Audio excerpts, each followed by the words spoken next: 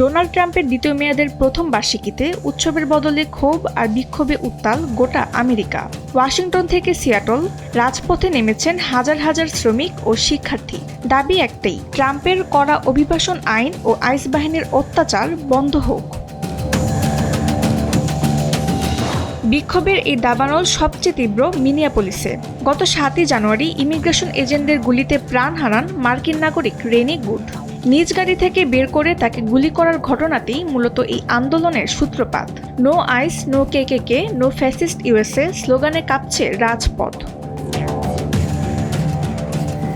বিক্ষোভের ঢেউ ছড়িয়ে পড়েছে শিক্ষা প্রতিষ্ঠানগুলোতেও। ওহিওর ক্লিভল্যান্ড থেকে নিউ মেক্সিকোর সান্তা ফে ক্লাস বর্জন করে রাস্তায় নেমেছে স্কুল বিশ্ববিদ্যালয়ের শিক্ষার্থীরা। তাদের মতে, জনমতের তোয়াক্কা না করে অমানবিক উপায়ে গণবিতাড়ন মার্কিন মূল্যবোধের পরিপন্থী।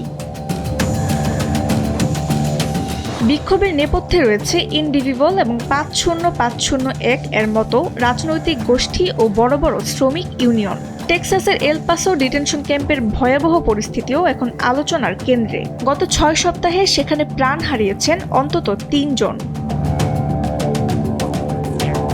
সাম্প্রতিক জরিপ বলছে, ফেডারেল সংস্থাগুলোর এই বল প্রয়োগের নীতি মানছে না অধিকাংশ আমেরিকানরাই।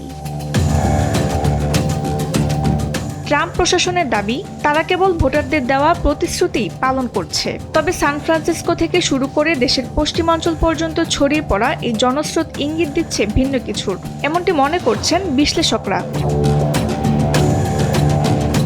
তাসনিম হোসেন লিয়া, সময়ের আলো।